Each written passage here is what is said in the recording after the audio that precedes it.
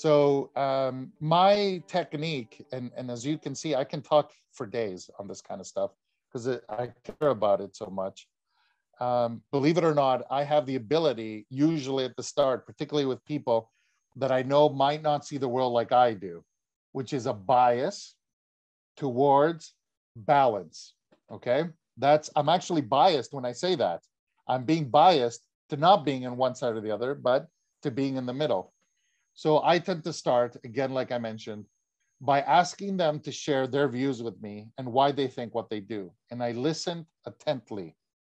And when I listen, I'm not listening for gaps to set them straight, okay? I'm not listening for how they're wrong and I need to set them straight the second I get a few minutes to talk.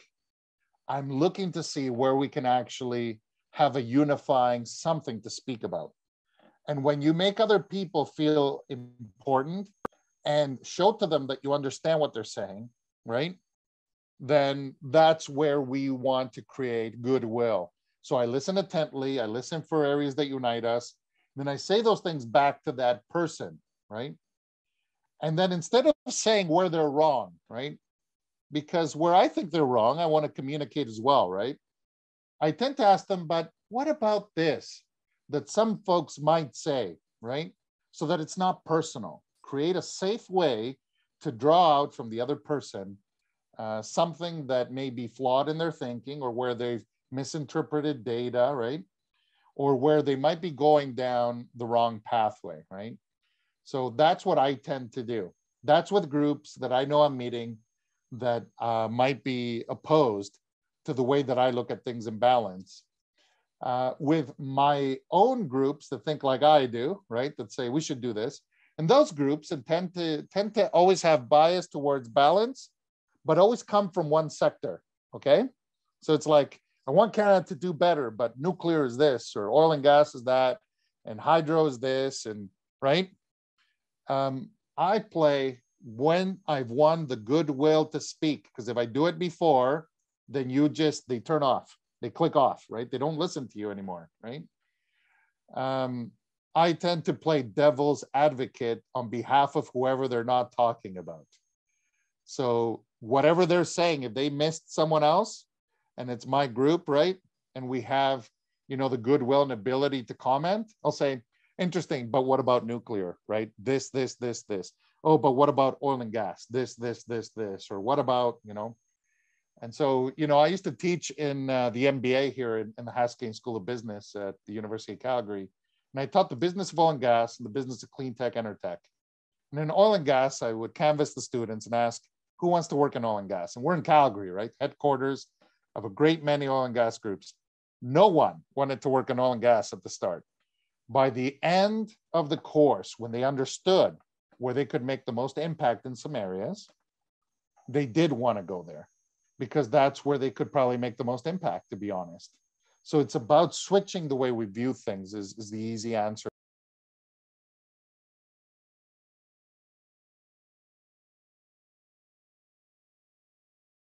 I'm going to have a bit of a long-winded answer as well, because we actually spent 3 years researching this and 6 years creating a tool on it, which is about to go public and that this group can use probably by New Year. So in a partnership that we have with the University of Alberta and 14 other universities, including Stanford, Cornell, and the University of Ottawa as peer reviewers, we have a GUI, a graphic user interface, which it very much works like a Cambridge Analytica group. I don't know if you guys recall Cambridge Analytica, that knew that polarization exists in social media.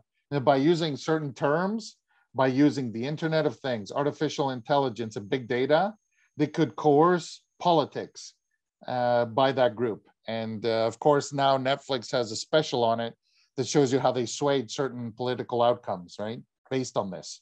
Actually, suppressing a youthful vote in Barbados was, I think it was Barbados, was the most impressive thing they did during this tool before they were outed.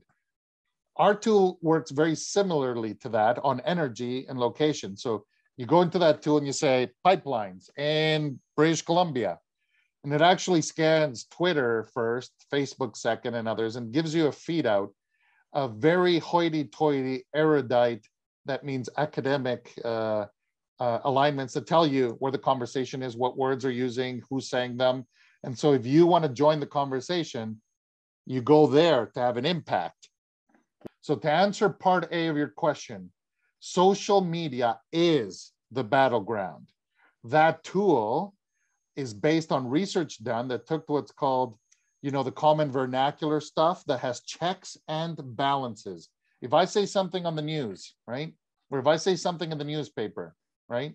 It has an editor in chief that has to ensure that it's truthful. And if it's wrong, you have to do a redaction. I would challenge people attending today to tell me how many of them read the newspaper, or how many of them actually read or watch a cable TV show, or whether they get their feed based on a social media tool that has an algorithm deciding what you should see based on what the majority are sold, right, or consume. And so social media is absolutely the epitome of polarization, because it influences, based on a study we did, at the core, the average Canadian, average user, who is influenced by friends and family and ethics they grew up with, regional location within which they live, and thirdly, Googling stuff at random with research set ad hoc. And I'll show you one clear example that we pulled. Back in the day, research was made on the negative effects of eating beef being equal to smoking cigarettes, right, for your health. And then another study came out 9 months after saying the keto diet has helped people lose weight and actually lower cholesterol and high blood pressure issues and all the rest, and diabetes. And so most people, they would get something that comes from their feed that says, latest research shows this. Do they go read the research? No. Do they go see what it was trying to answer? No. But if it speaks to them, then they start sharing it with their friends and groups, and then it proliferates. And we know, based on Twitter, who the top people are that do that. And proliferation for us is, I say something, and Perry gets it and thinks, you know what David said is good, I'm going to share it. And then Caitlin sees Perry's, and then she shares it. So it's like 7 degrees of Kevin Bacon times 7 degrees of Kevin Bacon times 7 degrees of Kevin Bacon. So if I were to ask you who's the top guy who influences things around environment, right, in North America based on social media, right? So let's say legitimate groups that should be the voices, right? I don't know, the environment government group, that they should be the people influencing. I don't know, the scientists, the researchers. No, Leonardo DiCaprio, number one by far, like so far ahead of everyone else that every time he says anything, it gets the most play everywhere. And if you watch Before the Storm, which is, all documentaries have a sense of bias to them. You'll see him traveling the world to understand this, because he was appointed UN ambassador because of that profile. And you can tell he knows nothing of the subject. And when he's in India, and he's asking questions about, tax credits and things like that, the lady from India politely tells him, we don't have those first world problems here. We have real problems, right?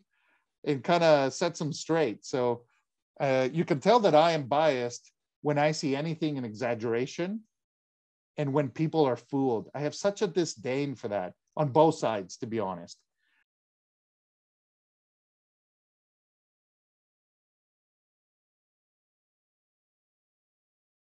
Now, the second part of your question was, where do you go? And that's a big problem, because our study found that the average Canadian, after those 3 initial areas, like the research put in social media or where you live or who your friends are, that if they care about a topic that's polarized and care to look into it, guess what they do? They Google it. And when they Google it, they're inundated with things, some of which are good, bad, well-created, data-driven, emotion-driven. And our study found that 3 months later, they kept looking at it.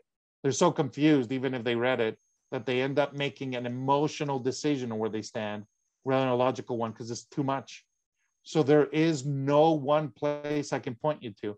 I can tell you some really good places.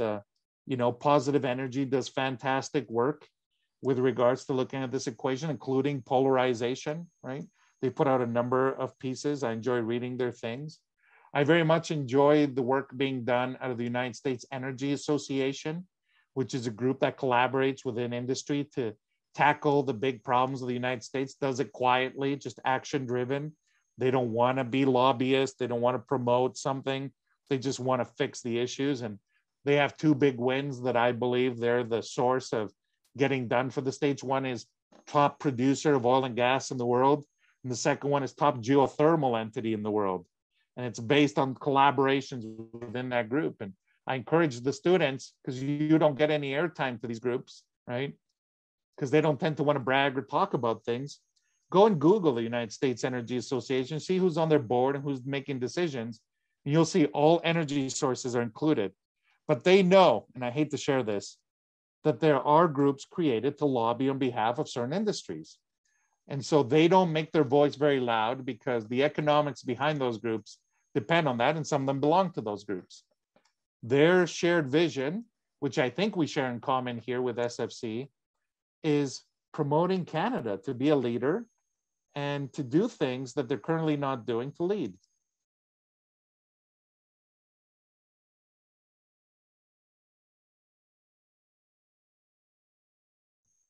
Even if you were to use pro, unfortunately, it's already pegged. Pro anything means you're anti whatever that isn't, right?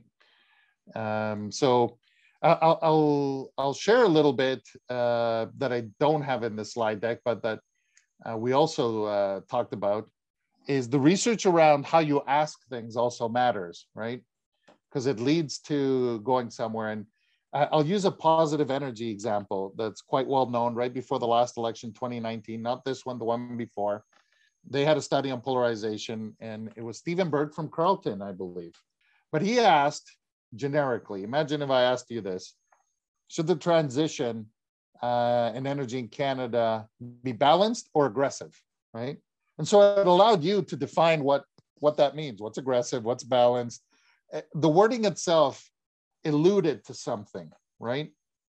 And the answer was, I think it was about a 70-30 balanced versus aggressive. And you know what was very obvious in the question is that it was very biased in the way it was asking things, right? Because it assumed there was only two pathways to looking at it. But then to demonstrate how you can use something like that, the next question he asked is, how long then? How long is that time frame? And so you got answers, and I believe it was around 5 to 10 years, regardless of how you answered, how both groups saw it. So sometimes you need to do research and talk a certain way to get to the question that you should ask. That is the positive way of asking the question, let's say, which is, if you want both those people at your table, instead of dividing them as to who's aggressive, who's balanced, ask them, what should we do in the next 5 to 10 years? And all of a sudden, all that goes away, right? We don't talk about fossil fuels versus renewables at CECN. We talk about incumbent energy, which is who the Energy Factbook says exists in Canada, who's doing energy today, and non-incumbent. We don't put any profiles on that, right? Who's trying to become an energy player. Now, unfortunately, if I leave you with just that answer, I'm not telling you the truth of what motivates people in language. And there's a reason why negative attack ads work, because when you create angst and anger, that is the trigger for action. When you use words that are positive, that is the trigger for inaction. So if I say to you, everything's great in Canada, everyone's employed, you know, everybody's doing great, right? Then you're like, oh, that sounds good. You're not going to be like, all right, let's go out to the streets and make sure everything stays great and everything we're working on is great because I earn so much money, we need to continue that. But if you go and say something like, these folks are destroying the earth and there's no planet B, everyone's going to die. Your kids will never see Banff again, right? You'll never see this glacier again, right? Or you say, jobs will never return to oil and gas, okay? It's been too long now. This isn't like a normal recession. Just so you see, it's the same for both sides, okay? Then you have people hitting the streets because there's a tension. There's an anger.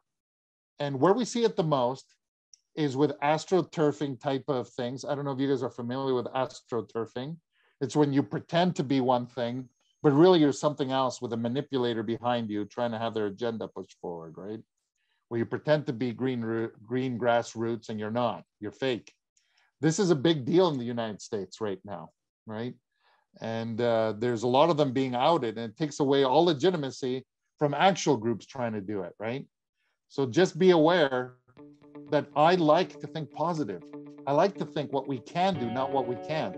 But when you look at the human psyche, negativity works towards action, right?